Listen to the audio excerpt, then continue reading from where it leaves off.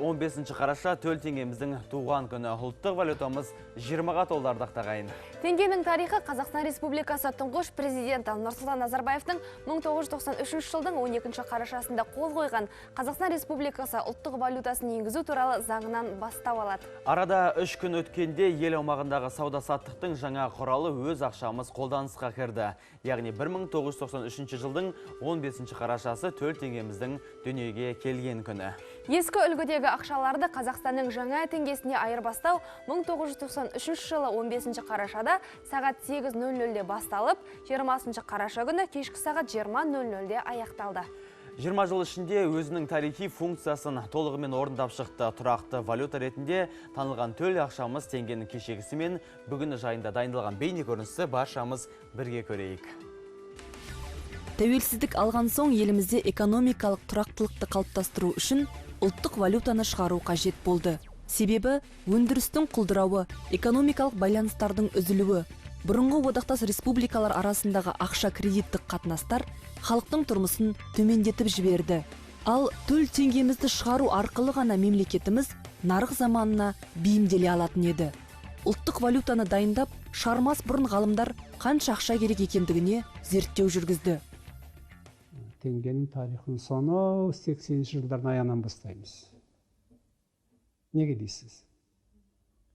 Егерде дербестік болмаса, тәуелсіздік болмаса, теңге де жоқ деміз.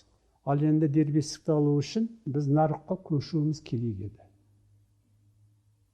Нарыққа. Нарық болмаса, мен ойлаймын, дербестікті болмаса, теңге де болмаса деп ойлаймын. Әдесінде біз нарыққа көшу жасадық. Бағдарламасын. Мемлекеттікмен соң қатынасқанмын. Сонда бағдарламаны жасау үшін оның алдында зерттеулер керек болды, ғалымдардың.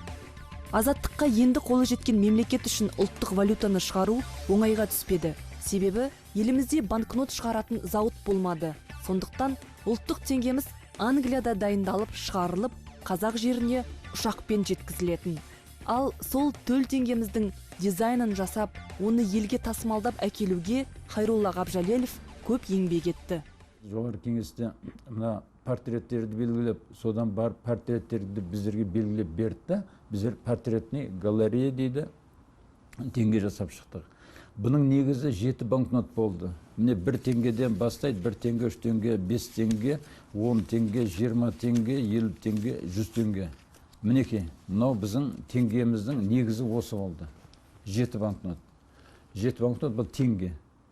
Ал содан соң теңгеден мына теңге шыққасын, біраз идан соң инфляция кеткесін, мінекей 200 теңге, 500 теңге бұла инфляциялық ақшалар кетті. А теңгенің негізі мына 7 банкнот болды. Осы 7 банкнотты біздер қысқа уақыттың ішінде әлемдік деңгейге алып шықтық. Бүкіл әлемге тәуелсіз қазақ елі теңге арқылы кеңінен таныла бастады.